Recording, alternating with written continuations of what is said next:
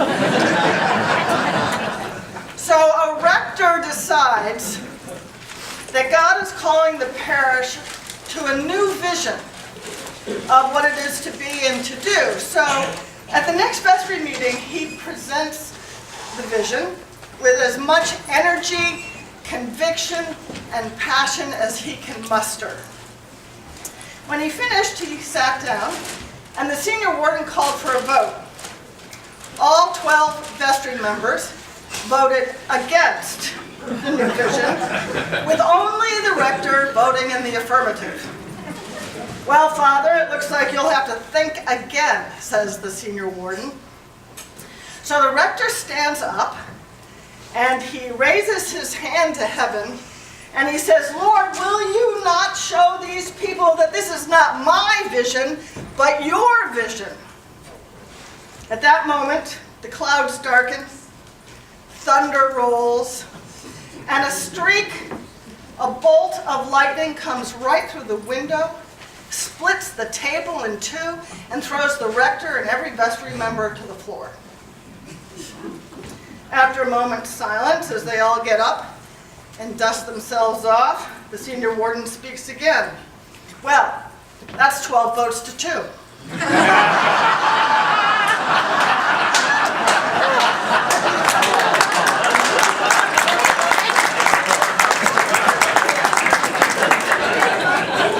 Later on in my talk, I think you'll get the point of what I just said. That is my favorite story. Apocryphal. Last evening we talked about how to know when we're standing at the edge of hope, and how we need good, bright, committed, courageous leaders to help us take a few steps, and you are those leaders. So I'm going to mention a couple of places where I think we have a ways to go, and a couple of places where I think we're making great progress. So my first example of the edge of hope is the restructuring of the Episcopal Church. I mean, who knew that at the 2012 General Convention, we wouldn't care one bit about sex, and all we talk about is structure. Structure is sexy.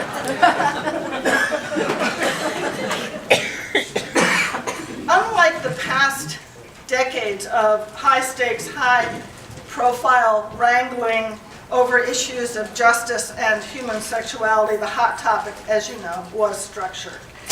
The jockeying over structural reform proposals that led up to the convention was a politically fraught process that no one would recommend or seek to replicate. It tapped into our worst fears, and too often our worst selves. Some battled over structure under the guise of budget debates, and as one deputy called it, restructuring by defunding. Some became convinced that old-time senior deputies like me would preserve their own power by refusing to change anything about the church's structure. Others pointed to a massive proposal for reform unveiled at a House of Bishops meeting held in Ecuador as proof positive that bishops intended to take over the church and disenfranchise clergy and lay people. Not surprisingly, everyone's fears were overblown. But it's also not surprising how people got worked up about the issue. Governance and structure establish nothing less than how people in community, in this case we the people of the Episcopal Church, establishes nothing less than how we choose to order our common life. Our governing documents, the Book of Common Prayer, the Constitution and Canon, Rules of Order, bylaws, they provide the foundational principles for the ways in which we carry out God's mission in the world. The grassroots energy and commitment to restructuring that I see across the church is both our greatest hope and what makes our structure debate so electric. through your diocesan restructuring, you've learned about that firsthand here in the Diocese of Delaware. So perhaps you already know what I suspect. Our passions about restructuring are evidence that we know that the church that many of us once knew is coming to an end. And some of us are grieving that loss, while others of us are being liberated by it. So what questions should we be asking as we look for hope in this time of transition and great change? Across the church, I hear clergy and lay leaders wondering, how can we support relationships and networks around the church without a large, unsustainable corporate hierarchy? How do we continue to conserve our treasures, buildings, fabric, and fine arts, and the remarkable work of the archives of the Episcopal Church without becoming overseers of a museum? How do we order our common life so that we can be about our truest vocation? Prophetic work, gospel work, Jesus work, nothing less than mending the brokenness and the brokenhearted all around us. As we seek hopeful answers to these and other restructuring questions, I think it's essential, actually I believe with my whole being, that it's essential that we maintain our essential character as a church in which lay people, bishops, priests, and deacons share authority. At times, restructuring, General Convention, Executive Council, and our committees, commissions, agencies, and boards has been the third rail of Episcopal politics. To some, it has been obvious that our sometimes bloated and duplicative governance needs to be restructured.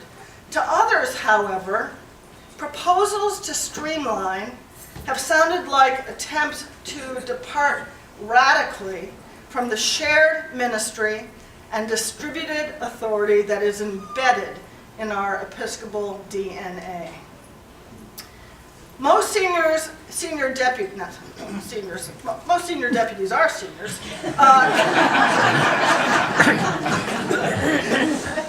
Most senior deputies can tell you with little or no prompting that the House of Deputies is the senior house, founded in 1785, and that the House of Bishops did not join the General Convention until the Third Convention convened in 1789.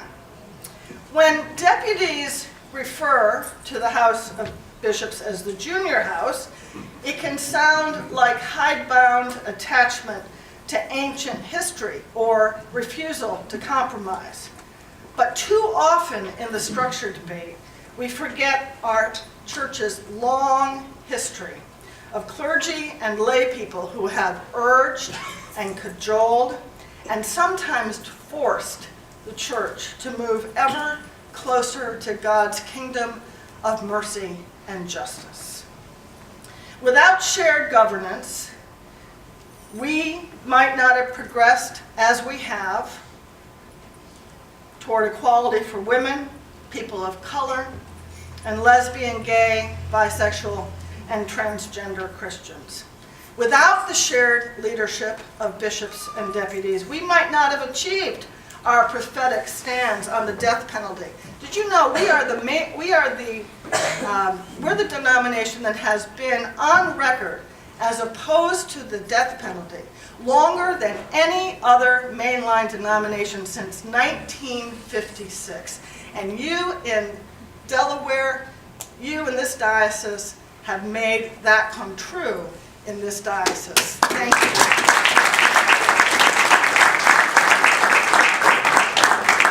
I live in hope and expectation in the state of Ohio. I'm not holding my breath. But we might not have achieved our prophetic stance on the death penalty, on racism, on gun control, and poverty, or been able to carry out effectively our church-wide work towards justice and peace.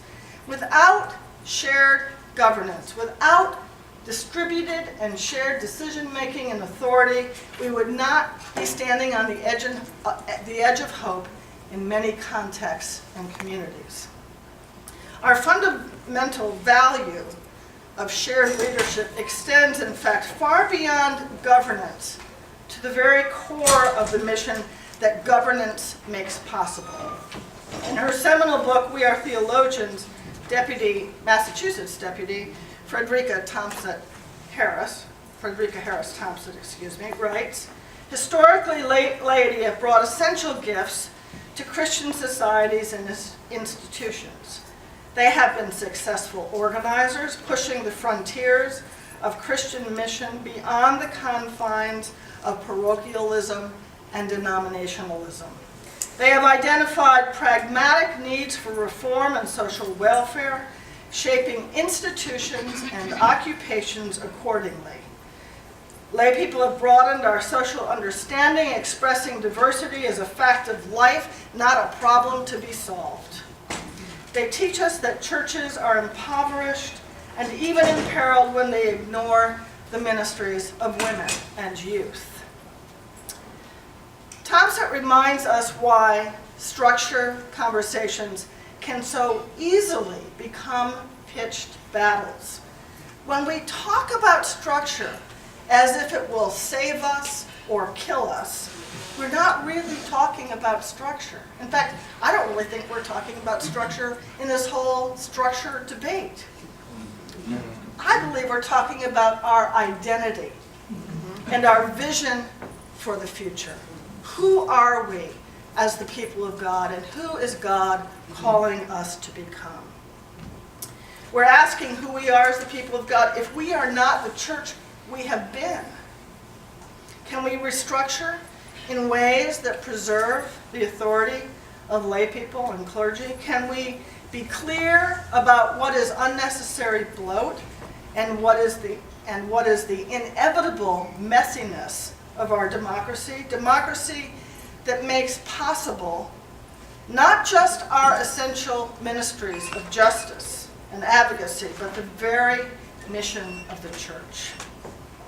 So I find great hope in this conversation about identity and the centrality of shared leadership in the Episcopal DNA. You remember, well, probably you don't remember, but that's all right.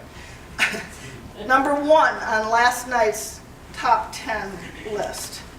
You know a lot about the hopes, gifts, skills, and assets of the people around you. I think that if we keep shared leadership at the center of the restructuring conversation, we will emerge from it into great hope for the future of our beloved church and the world God calls us to serve. The second place I think we're standing on the edge of hope is the work of Episcopal Relief and Development, which is about to begin the celebration of its 75th anniversary. And there's going to be a big celebration at General Convention, and perhaps you'll celebrate this as well in your own diocese. I told you a little bit, if you could hear me, about our work about their work, my work with them last night, but I want to tell you a little bit more this morning. I'd like to tell you the story of how I was changed from a dutiful supporter to a passionate advocate. And you won't be surprised to learn that it has a lot to do with their commitment to knowing about the hopes, gifts, skills, and assets of the people in the communities they serve, globally and here in the United States. You probably know a lot about the work of Episcopal Relief and Development, from bulletin inserts, from the Gifts for Life catalog, and Episcopal Relief and Development Sunday, which is coming up March 9th. And that's about what I knew before I became president of the House of Deputies. Not too long after that, I got a call from Rob Radke, who's the president of, you can't say ERD anymore, by the way, but it's so much easier to say ERD. But I got a call from him, and he asked, as I told you last night, if I would lead this pilgrimage to Ghana to see firsthand some of the programs that the Episcopal Church that you and I support in Ghana. And he told me about their partnership with ADRO in the Diocese of Tamale in northern Ghana. And he told me that their programs fight poverty, support women's economic empowerment, and help prevent malaria and other diseases that kill 8% of that country's children before their 5th birthday. He did not tell me about the crocodiles. And I have pictures. That is another story. They actually wanted me to sit on a crocodile. They said, oh, this crocodile is tame. Are you kidding me? It's a reptile.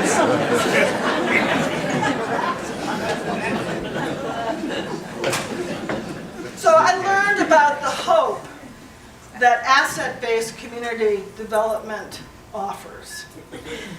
Their farming programs use the principle of asset-based community development, and we are using that here in the States and throughout the Episcopal Church in our dioceses that are outside of the United States as an essential strategy for mitigating domestic poverty and international poverty adopted by our last General Convention, Resolution A135. ADRO's Food Security Officer and Program Coordinator explained to us that their developmental process begins with a meeting between the ADRO staff, the Anglican Diocesan and Development Program. They meet with local people in the community, and they talk about land and crops and labor and farming experience, all required for success. An entire community, and I'm not talking about pictures that you see of small homes or shacks. I'm talking mud huts in the northern half of the country. An entire community can benefit if about 20 farmers are committed to planting crops and coming to meetings, and both male and female farmers are recruited. ADRO makes it easier for women to own land and encourages them to cultivate their own crops. It's actually quite subversive. When the organization provides seeds, donkeys, and plows to farming families, it does so in a way that for the first time gives women a say in management and control. And Bishop Jacob explained that this prevents the women's fields from sitting until men are done with the equipment. If I know anything, I know that in this country and abroad, it is the feminization of poverty that we must change. ADRO's work in northern Ghana is creating hope by harnessing the power of communities in which women's skills and assets are valued and recognized. As you may know, this is Millennium Development Goal number 3. Empowering women is essential if we hope to be more fully the body of Christ in the world. It's also practical. When women are empowered economically, they have more ability to plan their families, to escape abuse, and educate their children. And according to the World Bank, closing the gender gaps in education, health, and economic productivity helps countries as a whole, not just women and girls. When I met women in northern Ghana who are farming in new ways, opening marketing stalls, owning goats, and realizing their potential, that's when I became an evangelist for Episcopal relief and development and for the power of asset-based community development. The hope there is nearly palpable. It's worth noting that to go to Ghana, I'm a Marriott girl. I know I'm in a Hilton, but I had to step outside my comfort zone. Remember the crocodiles and the mosquitoes. But in the second decade of the 21st century, we're being called outside of our comfortable lives that we live in large measure with people who are like us, people who think like we think, and people who agree with us. We're being called, I believe, to gather with people who might make us uncomfortable or cause us to think in new ways or ask different questions. And that's where the third edge of hope that I see comes in. We're standing on the edge of hope in the Anglican Communion. Let me tell you that if you had told me back in 2003 that I would one day find hope in the Anglican Communion, I would have said you were nuts. You might remember that back then, and for much of the following decade, the Anglican Communion was fraught with conflict about the authority of primates, human sexuality, and whether or not we should have, what? An Anglican covenant. Last November, I was privileged and honored to be able to go to New Zealand for a meeting of the Anglican Consultative Council, nearly 2 weeks of meetings with people across the communion. I'm glad to report that although the issues that have divided the communion were not entirely solved at this meeting, they were not the first thing on people's minds. Instead, we talked about social justice and gender-based violence, environmental issues, food security, clean water, sustainable energy, human trafficking, migration issues, and the power of truth and reconciliation commissions. In other words, we talked much less about the authority of primates and covenants and communiques, and much more about doing God's work in the world together.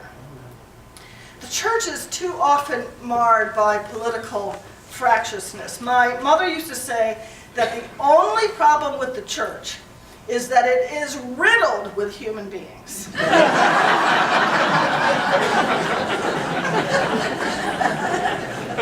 But after all that wears itself out, what we are left with is God's work in the world, together. And often that pushes us right out of our comfort zone to the edge of hope. That's not to say that we still don't have serious challenges in the Anglican Communion. Just last month, I wrote an op-ed for Religion News Services expressing my serious concern about the church's role in promoting homophobia in Nigeria and Uganda. In both of those countries, I'm sorry to say, the Anglican primates enthusiastically support anti-gay legislation. In Nigeria, the new law has led to mass arrests of gay men. This is a very difficult situation in which to find hope. But there is some. Twice in the last 3 years, I've traveled to Africa to meet with biblical scholars and grassroots advocates and activists and Anglican officials at consultations about scripture and sexuality. They don't have time, by the way, to talk about structure. They're talking about life and death, whether it's in Ghana, about food security, or Nigeria, to prevent the death of the other, as they are considered.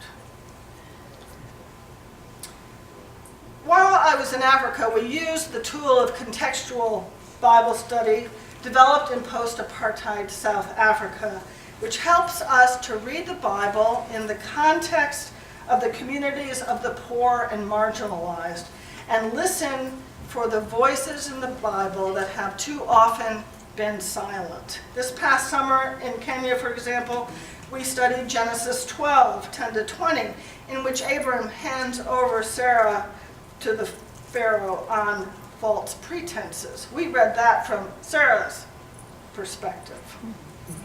We also read Luke 13, 10-17, in which Jesus heals a woman on the Sabbath and is rebuked by the authorities. It's got a different feel when you read it from the perspective of the woman who is healed. These new ways of reading Scripture and what it has to say about sexuality and other central issues in the lives of African Christians offer great hope. And I'm particularly heartened by the bravery and wisdom of young African scholars I have come to know and respect. Even amidst the horror of hearing fellow Anglicans advocate for brutal repression of some of God's children, there is a path forward to the edge of hope. Finding this path, I believe, is our special vocation as Episcopalians and as Anglicans. Our messy diversity, our commitment to shared authority, and our baptismal covenant can demonstrate to a world badly in need of hope that people of faith can live a common life rooted in loving one another just as Jesus loved us. And it is the love of Christ, in the love of Christ, that we find an endless wellspring of hope. So I'd like to close, I know I have a few more minutes. I'd like to close actually by hearing from you. What questions or comments do you have? Where do you see the edge of hope, either here in Delaware or around the Episcopal Church or the Anglican Communion? So, your turn. Yes? Who's going to teach us to share governance? The question is, who is going to teach us to share governance? Well, I'm not sure I have an answer to that. I think you're going to have to start on a parish level in conversations with clergy and the lay leaders, perhaps with the vestry. I think that you only have to look at how your diocese is structured and how the balance is in terms of clergy and lay and your interchange and exchange with the bishop. But I'm wondering if you got an idea, because I'm not answering this question very well. The prayer book, I believe, does a really good job of talking about all the orders of ministry. And our baptismal covenant, in fact, encourages us to recognize the dignity of everyone, whether they wear a collar or not. You know, it's one of those things. The liturgy itself helps us to understand that it takes everyone to worship. And I think people get that at some level. The challenge that I find in terms of what Jim was asking is the invitation by me and other parish leaders to parishioners to share in the councils of the congregation, to step up to leadership, often comes across as, you want me to do more in their lives that are, by and large, already full to the brim with scheduling snafus. And so the look of like fear when the rector comes toward them at a coffee hour, because, oh my God, he's going to ask me to do something. So part of, I think, the invitation is to help people understand the true calling of what it means to be a disciple of Christ, not an admirer, but a follower, and that those right order relationships, in a very loving way, helps them to understand that what we are doing may very well be as important, oh, dare I say it, more important than soccer practice. Thank you.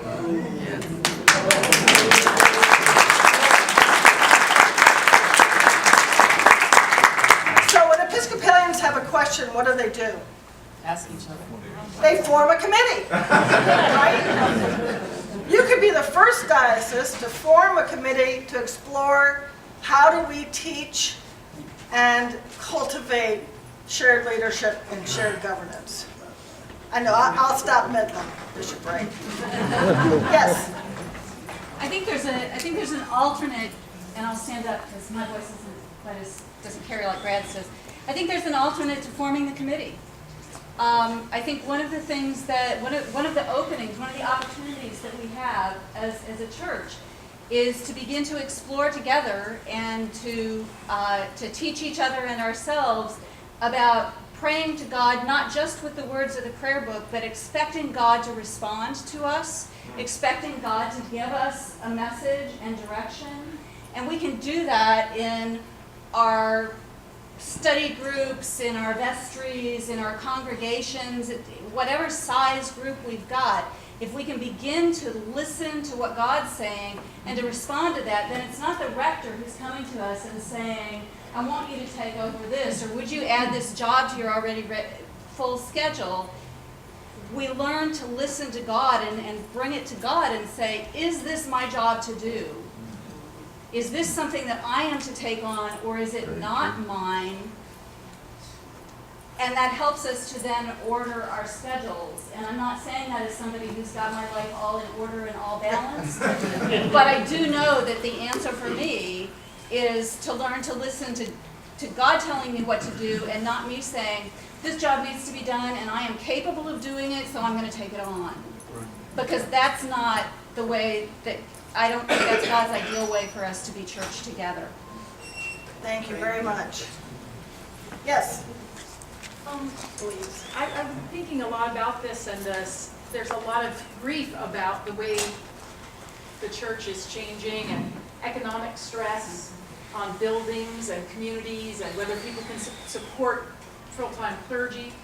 And I look at society and history and everything and realize a lot of times structures and governance can't change on just the force of ideas. It takes economic stress to make the change happen, to push people to it. So it feels very painful. But at the same time, one way that economic stress is pushing us towards shared governance is through this very fact that a lot of parishes cannot support full clergy or multiple clergy staff or lay staff. And for the church to do its work, we have to share the ministry, and our model of sort of the Victorian, local neighborhood pastor, we have to sort of acknowledge it and let it go. And I think that's hard for clergy and lay, because we may not be looking at a future where there's a professional class of full-time clergy, that people are going to be bivocational and people are going to be sharing ministry in the world in a variety of different ways. So that's painful, but also I find it very exciting and hopeful, and I feel like we're in this kind of 1,000-year reformation where we get to experience this amazing transformation of how God is calling us in the world. And I think economics, as hard as they are pushing us into that. Thank you very much. Actually, I would love to hear from somebody from St. Luke's Seaford, because they've done just that. They had that exact experience of not being able to afford full-time Somebody from clergy. St. Luke's Seaford here? Aha! The front row. It wasn't a plan. One of the things we found in our journey was item number one, we weren't talking to each other. We weren't communicating. Item number two, when we looked at our shared ministry, the first thing that had to happen was fear had to leave the system. And once that happened, we got engagement all through the congregation. And it really turned into an exciting situation. I think all of our generation, I think as Episcopalians, we're still steeped in tradition, and yet what we found at St. Luke's was that within the canons, within our structure, are all these alternatives, and I think that each congregation is going to have an internal conversation, see what works for it, and bring it to the table. Thank you. I think the alternatives within the next 25 to 30 years, the alternatives that you're talking about are going to become the norm. Right. I was just in a diocese that has just about 40 congregations and 6 full-time clergy in the entire diocese. They've already made that shift. We are a denomination of small churches. I mean, every diocese has some large, well-resourced congregations, but I believe it's something like 75% of our congregations have fewer than 200 members. So we're not the tall steeple denomination we used to be. Other questions, comments, things you're seeing on the edge of hope, or perhaps you've, yes? We were talking about the church. You know what, I'm going to start with you and have you say your name and parish, because I don't know who all of you are, and I bet everybody else doesn't, so. My name is Dan Stroud. I'm a seminarian at Virginia Oh, Seminary. you tweeted yesterday. I did. This morning. And this morning. Diocese of East Carolina, and my wife is a priest here in this diocese. My question is, when we talk about the church shrinking, about adopting to these new methods of governance and bivocationality, things like that, what I don't hear a lot of, and I don't hear a lot of from the national church, is how to build evangelism. How can we get more people into the church and strive against this secularization of culture? What steps is the church taking nationally, and what steps should we be taking locally to do better evangelism to help fix this problem of not having people in churches, which is less a problem for us financially than it is for the kingdom of God? Thank you.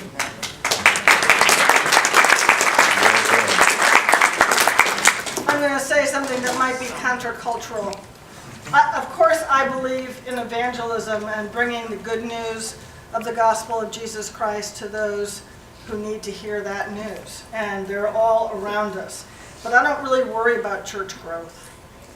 And the reason I don't worry about church growth, or growth for growth's sake, is if we are being the church, and if depends on the demographic realities of your context, but if we're able to be who we're called to be the church, living out our call, our vocation,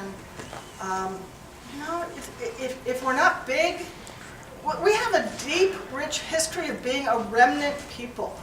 And maybe that's what we're being called to learn more about right now. What does it mean to be a remnant people? And to not only hold on to what is best to hold on to, which I believe is our core belief in the saving power of Jesus Christ, and how we feed, mend, tend to the world around us, especially at our doorstep, and nurture our children, and nurture other people's children who don't have the same opportunities as our children, then we will either grow or we won't, but we will be being faithful to God. I'm not anti-evangelism, don't get me wrong. I'm just not a proponent or an evangelist for church growth just to solve the problems of the number of people in our pews and the amount of money in our coffers. Yes?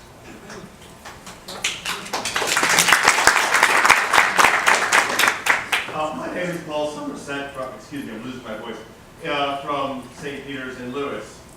And following on to what others have said, I think we have a unique opportunity in Delaware because most of our parishes are so old. Christ has spoken to us through history, continually speaking in the roles that previous Christians have played. Most of our churches have gone through the establishment of this country, the Revolutionary War, Civil War, and countless mammoth conferences. We have transformed probably more times than we know. And this may be an opportunity for churches to go back into their vestry minutes, into their histories, to look at how people that were in our pews previously addressed these changes. The Anglican Church came out of this sort of change. The Episcopal Church came out of this sort of change. We've been here before, lots of times. It's our responsibility as Christians in this moment to relearn our own history. Thank you. Thank you very much. I want to say one more thing to Dan, which is I didn't respond to resources from, we're an international church, but we keep, it's hard to stop saying national church. We actually have dioceses in 17 countries, 17, but I can't repeat all of them. Presiding bishop can do it alphabetically.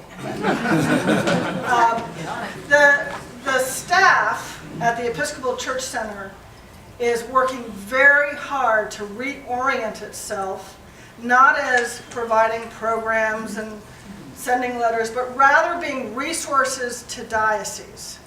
And I think it's going to take some time, but in terms of evangelism resources, I hate to say we don't have an evangelism officer anymore, but we have a number. I know, it's kind of crazy, isn't it? There's always a new budget coming up. But I hope that as a diocese that you have reason to make use of the resources available to you from the Episcopal Church Center, and I'm hopeful that the response will be perhaps quicker than in the past. All right, couple more minutes, Bishop, or time to stop? Well, actually, I shouldn't ask you, I should ask Cindy.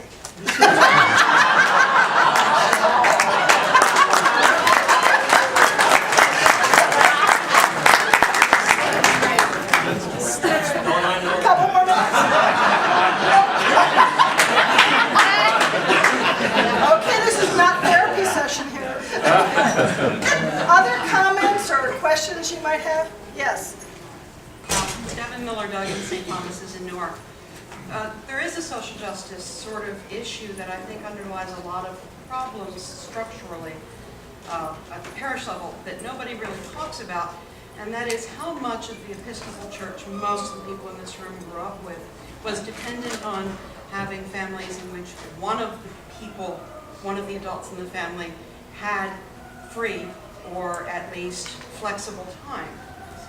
We really haven't addressed the fact that this church is being crippled by the same thing that's crippling the entire culture, which is two-parent families in which both parents are working, and there is no one in the family whose time is not grossly overscheduled because feminism got corporatized, and instead of really evening the playing field and creating a universe in which there were real options and real flexibility, we have a universe in which everybody depends on having two incomes to maintain a middle-class lifestyle.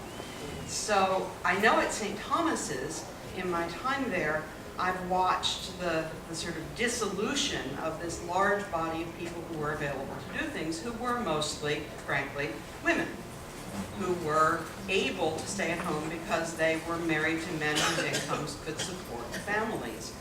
And that's not something I hear anybody talk about at any point.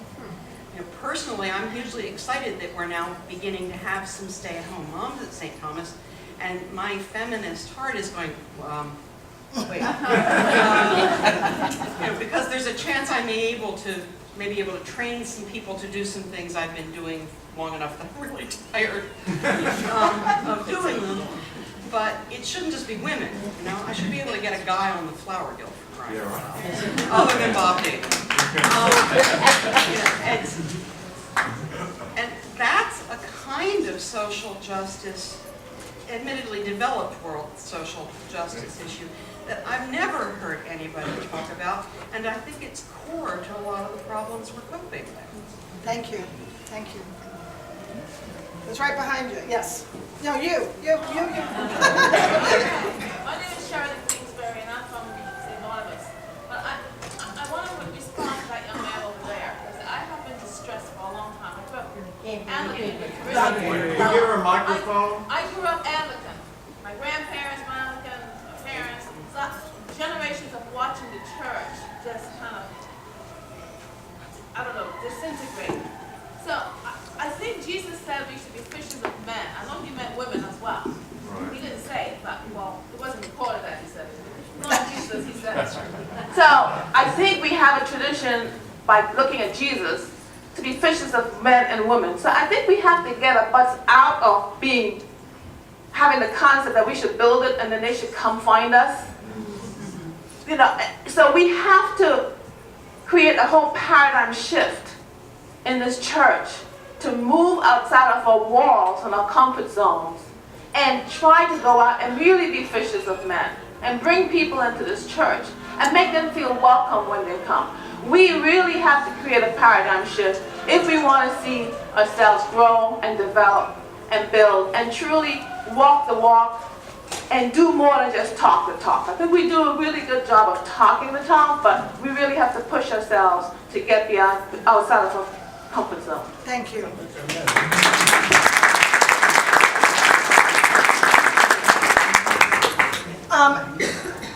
Going around the church, one of the things I've noticed is if you want to get people, Gen X and millennials, involved, people younger than me, church at 9:30 or 10 o'clock on Sunday morning is not where it's at. It's either 12 noon. There's a new church in Brooklyn called Bushwick Abbey. Their new Episcopal church. Their church is at 12 noon, and they have a sign out front that says, "The church that doesn't suck."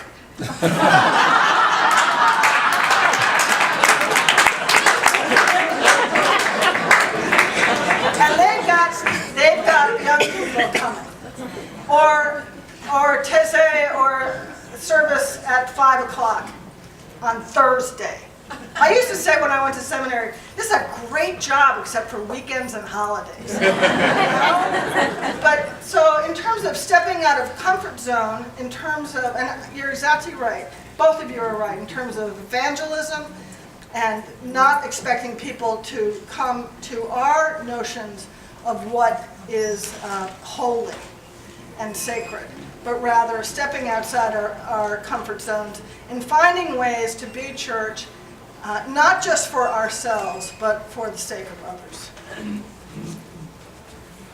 My name is Rita Nelson. I'm retired, blessedly.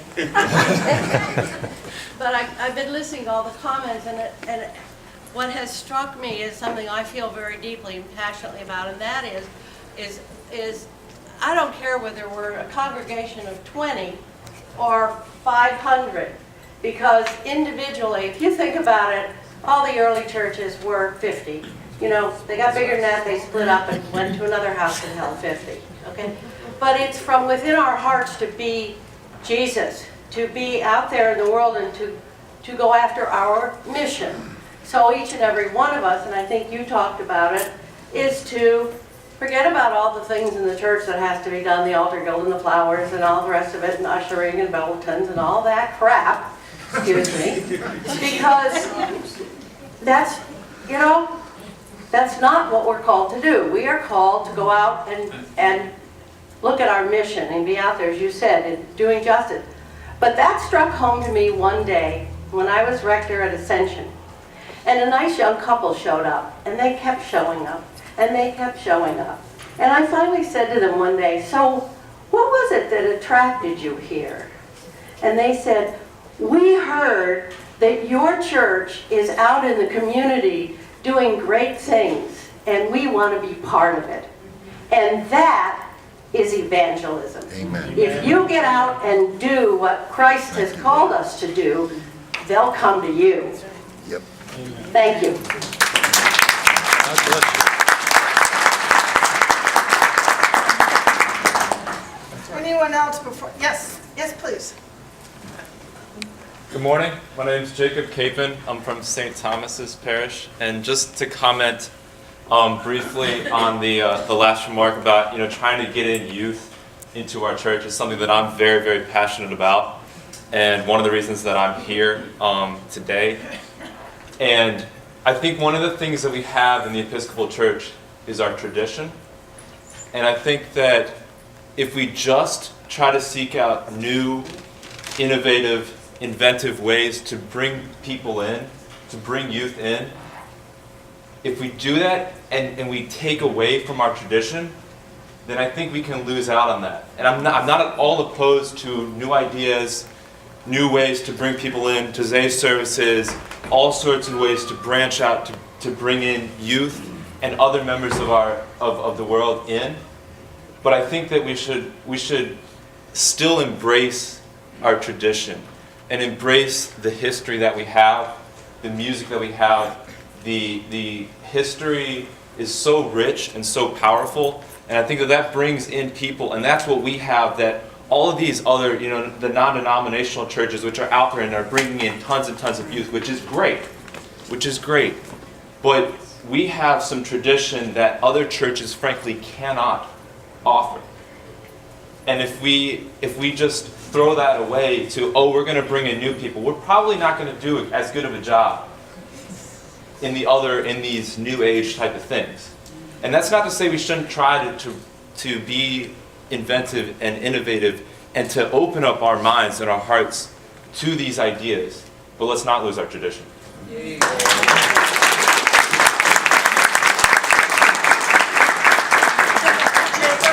I bow to you. Yeah, I was just going to say, you asked Ruth Lawson-Kirk from Christ Church Christiana 100. You asked me or asked us to talk about where we're standing on the edge of hope, and that's where I'm standing.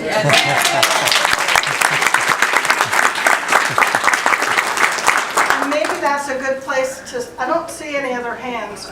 It's going to be, one and then you and then you.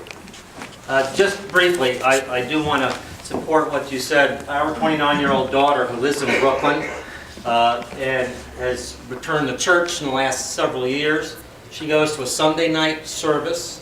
She does sort of like the traditional music, but it's also about serving, which was what someone else had said. She was asked to be on the vestry, and I said, honey, you might want to think about that. She is on the vestry, but she is also working. They have a feeding ministry. She goes there 1 or 2 days a week, helps prepare food. She's now the volunteer coordinator for that because it's something she feels strongly about. It is being out in the community. It's being involved. That's what I think is important. Is there one more? Two more. These are the last two because then I think I'm going to get the gong. Hi, I'm Debbie Goble from St. Paul's in Georgetown. I'm actually your seminarian. And thank you for that encouragement. And I agree with what this young gentleman has said. And I believe it was 2 years ago or 3 years ago at convention, we had a group of youth here, and they had to post comments about the church and how they felt about it.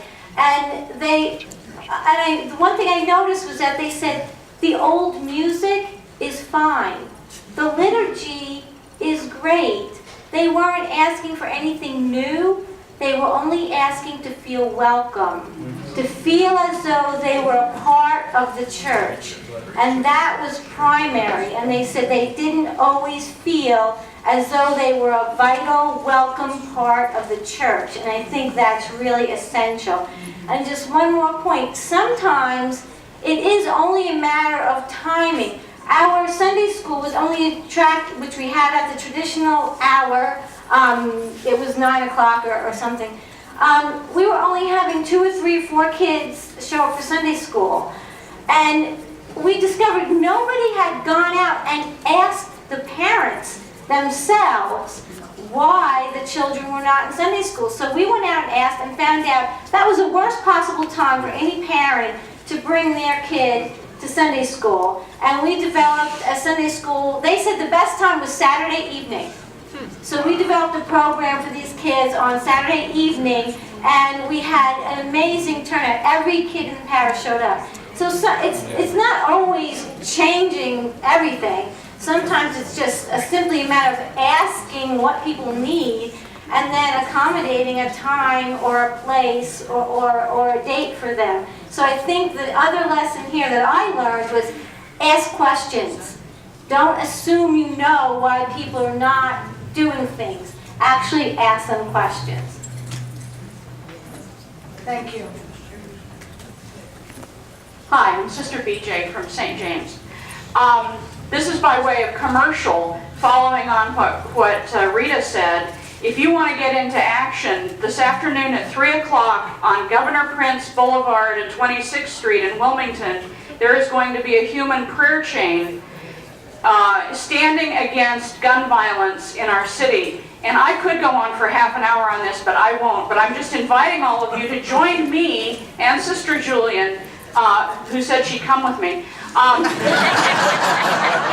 come hold my hand on the street corner. Thank you very much. Thank you very much for welcoming me so warmly to the Diocese of Delaware and sharing your hope with me. So we're about to have a break, I think. Cindy, do you want to come? Do you have an announcement? Thank you all very much.